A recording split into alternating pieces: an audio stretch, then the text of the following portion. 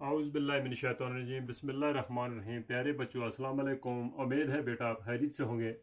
بیٹا آج جو لیسن لے کے آئے ہم جماعت چھٹی ہے، مضمون اردو ہے، موضوع ہے قابلی والا۔ تو بیٹا پیج 107 پہ آ جائیں۔ قابلی والا میں پڑھتا ہوں، آپ سنیں۔ میرے 5 برس کی بچی جس کا نام منی ہے، گھڑی بھر کو خاموش نہیں رہتی۔ ایک دن صبح سویرے میں اپنے ناول کا 17واں باب لکھ رہا تھا۔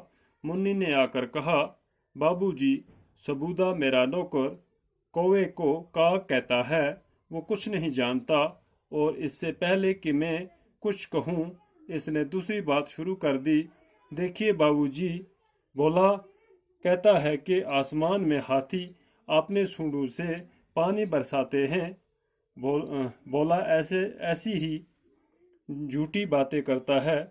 میں نے ہنس کر منی سے کہا، منی تو بولا کے ساتھ جا کر کھیل، مجھے اس وقت کام کرنا ہے، میرا گھر سڑک کے کنارے ہے۔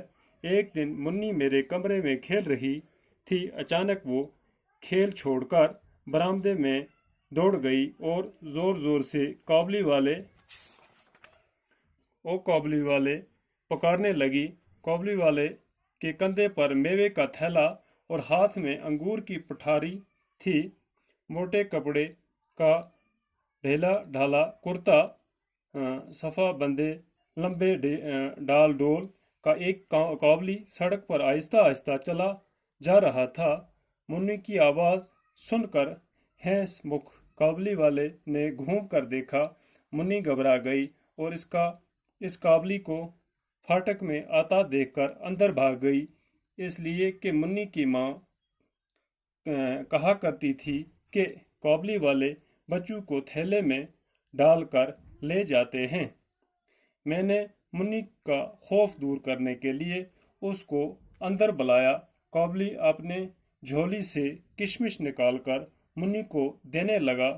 منی کسی طرح لینے پر راضی نہ ہوئی۔ اس کا شبہ اور بھی بڑھ گیا۔ وہ دوڑ کر مجھ سے لپٹ گئی۔ قابلی والے سے میرا تعارف اسی طرح ہوا۔ میں ایک روز کسی ضروری کام سے باہر جا رہا تھا، دروازے پر دیکھا کہ منی اس قابلی سے بڑے مزے سے باتیں کر رہی تھی۔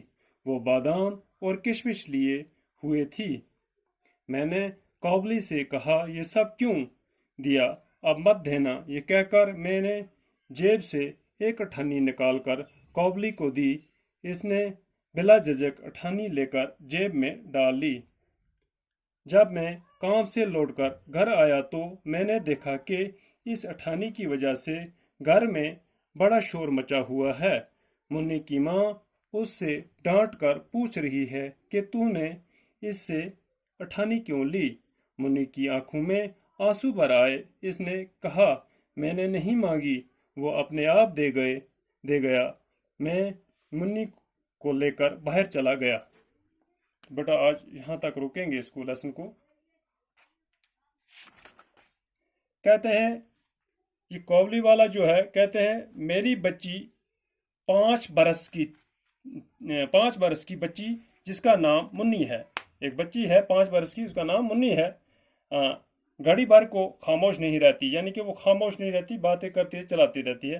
دن بھر صبح سویرے اپنے ناول کا 17واں باب جب میں لکھ رہا تھا تو میں نے دیکھا منی نے آواز دیا، بابو جی، سبودہ میرا نوکر، ایک نوکر ہے، اس کا نام سبودہ تھا، کوے کو کاگ کہتا ہے، تو یہ کچھ نہیں جانتا۔